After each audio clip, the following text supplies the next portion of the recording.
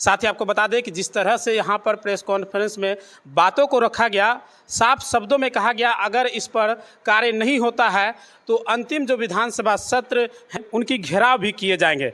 हमारे साथ मौजूद हैं सत्यनारायण जी, जो जनसुराज के कटिहार के एक तरह से महामहिम कहा जाता है क्योंकि कोर कमेटी में जुड़े हुए हैं। चलिए हम इनसे मुलाकात करते हैं। सबसे पहले सर आपका क्वेश्चन न्यूज़ में बहुत बहुत स्वागत है।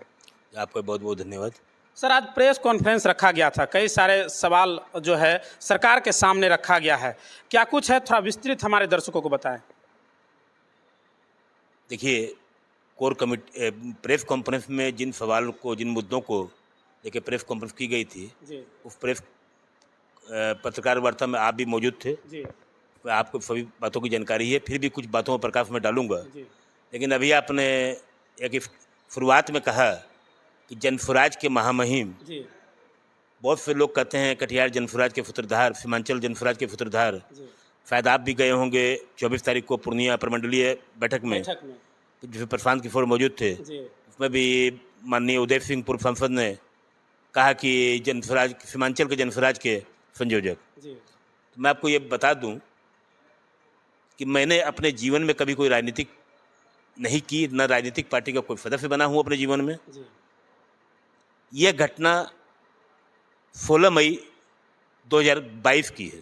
जी 2 मई 2022 को सोशल मीडिया के द्वारा मुझे जानकारी मिली। प्रशांत किशोर जी ने एक प्रेस वार्ता कर बिहार की जनता को बताया था कि बिहार में एक जनसुराज अभियान की शुरुआत होगी। जब मुझे इसकी जानकारी मिली तो मैं इस अभियान की रूपरेखा को देख काफ़ी प्रभावित हुआ। प्रभावित होने का कारण था, मैं राजनीतिक न करते हुए भी राजनीतिक जानकारी प्राय सभी रखता था। बिल्कुल। मैं मैं उदाहरण के लिए आपको बता दूं,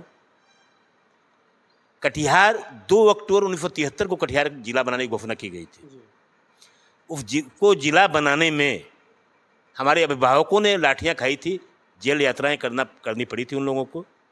लेकिन जिस दिन हमारा कटिहार जिला बना था उस दिन पूरे कटिहार में और विभाजित बिहार में कटिहार औद्योगिक नगरी के रूप में जाना जाता था। बिहार में 3 जूट मिल थी, 2 जूट मिल कटिहार में थी। बिहार में 5 फ्लावर मिल थी, वो 3 फ्लावर मिल कटिहार में थी। 777 ब्रांड आटा, 555 ब्रांड मैदा पूरे बिहार नहीं पूरे देश में विख्यात थी। पूरे देश में ये आटा और मैदा कटिहार से उत्पादित होकर पूरे देश में सप्लाई होती थी। इसी तरह जूट उद्योग इतना बड़ा उद्योग था कि भारत सरकार ने JCI, jute corporation of India के कार्यालय की स्थापना पूर्णिया में की थी।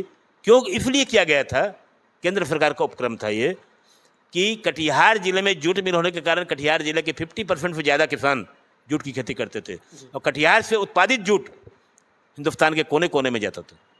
उस जूट की उचित फसल मिले, उचित कीमत मिले, इसलिए भारत सरकार ने जूट कॉरपोरेशन ऑफ इंडिया की स्थापना की थी। उसी तरह जिला जिस दिन बना था कटिहार, उसमें कटिहार के MP हुआ करते थे ज्ञानेश्वर यादव, जो जनसंघ पार्टी से बिलोंग करते थे। 1977 में कटिहार के MP बने युवराज सिंह, जो कि कांग्रेस को छोड़ के तमाम पार्टियां को मिलाकर एक जनता पार्टी बनी थी 77 में, उसके MP बने युवराज। 1980 में कटिहार के MP बने राष्ट्रीय स्तर के नेता के रूप में चर्चित हो चुके थे आपको तारिक अनवर साहब, यूथ कांग्रेस को अध्यक्ष भी थे भारत के। उन्होंने कटिहार में राजनीति की शुरुआत की और कटिहार के पहली बार कटिहार के सांसद बने 1980 में। 1984 में उन्होंने पुनः उसको रिपीट किया। 89 में कटिहार के सांसद पुनः युवराज सिंह बने। 91 में आंध्र प्रदेश से आकर कटिहार चुनाव लड़कर यूनुस सलीम साहब जनता दल से सांसद बने। 96 में पुनः तारिक अनवर चुनाव जीते। 98 में चौथी बार तारिक अनवर चुनाव जीते। 99 में से 2014 तक निखिल कुमार चौधरी 3 बार भाजपा के प्रत्याशी यहाँ चुनाव जीतते रहे, उम्मीदवार जीते रहे। 2014 में पुनः तारिक अनवर चुनाव जीते। 2019 में दुलाल चंद गोस्वामी जीते। 2024 में पुनः तारिक अनवर जीते। मेरे कहने ये बताने का तात्पर्य ये था कि जितनी हिंदुस्तान में राजनीतिक पार्टियां हैं, सभी पार्टियों के नेताओं को कटिहार की जनता ने समय समय पर अपना समर्थन देकर कटिहार के विकास का जिम्मा सौंपा था। सभी राजनीतिक दलों ने और सभी राजनीतिक पार्टी के नेताओं ने कटिहार की जनता के साथ विश्वासघात किया। मैं या मेरे जैसे बहुत से लोग ये सोचकर काफ़ी दुखी थे कि क्या जिस दिन जिला बना कटिहार, उस दिन कटिहार क्या था और आज कटिहार की क्या स्थिति है। औद्योगिक नगरी कहलाने वाला कटिहार उद्योग विहीन कटिहार के रूप में तब्दील हो चुका था। और आपको जानकारी के लिए मैं बता दूं, कटिहार पूर्वोत्तर भारत का प्रवेश द्वार कहलाने वाला रेलवे जंक्शन कटिहार, जहां से कई प्रदेशों की ट्रेन डायरेक्ट खुला करती थी और नेपाल सहित अन्य अगल बगल के कई जिलों के लोग को ट्रेन पकड़ने के लिए एकमात्र उपाय कटिहार आना पड़ता था। इसलिए कटिहार को राजस्व की प्राप्ति भी होती थी। इसके अलावा बाहर के लोग कटिहार आते थे, उससे कटिहार का सौंदर्यकरण, व्यावसायिकरण बहुत अच्छा रहता। उधर मालदा, उधर सिलीगुड़ी, इधर पटना, मुजफ्फरपुर और कटिहार, ये 5-6 टाउन अगल बगल गिने जाते थे। लेकिन दुर्भाग्यवश सब कुछ खत्म हो चुका था। जिन राजनीतिक दल जो कभी वार्ड काउंसिलर का चुनाव नहीं जीते, उनको कटिहार की जनता ने राष्ट्रीय ख्याति प्राप्त दिलवाई, जो केंद्र में जाके मंत्री बने। लेकिन कटिहार की जनता अपने आप को बहुत ठगी हुई महसूस कर रही थी। मेरे जैसे बहुत से लोग विचलित थे कि क्या कटिहार था, क्या हो गया। हम लोग निराश होकर अपने हाथ पर हाथ रख कर बैठ चुके थे कि अब कुछ नहीं होने वाला है। अचानक 2 मई को प्रशांत किशोर जी की जब वार्ता मैंने सुनी, तब मुझे ऐसा लगा, आशा की किरण जगी कि अब लगता है कुछ बिहार में होने वाला है। 2 मई के बाद बिहार में पहला व्यक्ति मैं हूं अपने चंद साथियों के साथ 16 मई को प्रशांत किशोर से जाकर मैं पटना में मिला हूं। और 1.5 घंटे की वार्ता के बाद 17 मई, मात्र 24 घंटे के अंदर 17 मई को जनसुराज की पहली बैठक इसी जिस जमीन पर आप अभी बैठे हुए हैं, इसी जमीन पर मैंने की है। और प्रशांत किशोर जी ने, जो कभी कभी अपने लोगों में कहते हैं कि अगर जनसुराज के इस मुकाम पर पहुंचने में 5 आदमी का नाम आएगा तो एक सत्यनारायण शर्मा का नाम आएगा, तो वो इसलिए साथ में ये भी कहते हैं कि मुझसे पहले जनसुराज का प्रचार इन्होंने शुरू किया था। ये सच्चाई है। मैंने 17 मई 2022 को पहली बैठक जनसुराज को कर दी थी। प्रशांत किशोर जी 25 मई 2022 को वैशाली लोकतंत्र की जन्मभूमि रघुवंश बाबू के प्रतिमा को माल्यार्पण करते हुए उन्होंने पहली बैठक जनसुराज की 25 मई 2022 को की है। और 25 मई 2022 को जब जनसुराज का पोर्टल जारी हुआ था, उस पोर्टल में लिखा हुआ था, बिहार में बदलाव की बयार शुरू कटिहार से, और कटिहार की मेरी मीटिंग की फोटो लगी हुई थी। मैं किन कारणों से जनसुराज का संस्थापक या सूत्रधार कटिहार सीमांचल का बना हूँ, वो कारण मैंने आपको बताया। अब रह गया सवाल जनसुराज का। 25 मई 2022 से प्रशांत जी ने जिलों में घूमकर कार्यक्रम तो किया, लेकिन 2 अक्टूबर 2022 बेतिहरवा गांधी आश्रम से पदयात्रा शुरू हुई थी। जनसुराज कहाँ से कहाँ पहुँच चुका, मैं इसकी झलक आपको दिखलाता हूँ। 2 अक्टूबर को तो हजारों लोग थे। पूरे बिहार में पदयात्रा में सबसे ज़्यादा व्यक्ति कटिहार से गए थे। पूरे बिहार में सबसे ज़्यादा कटिहार से गए थे।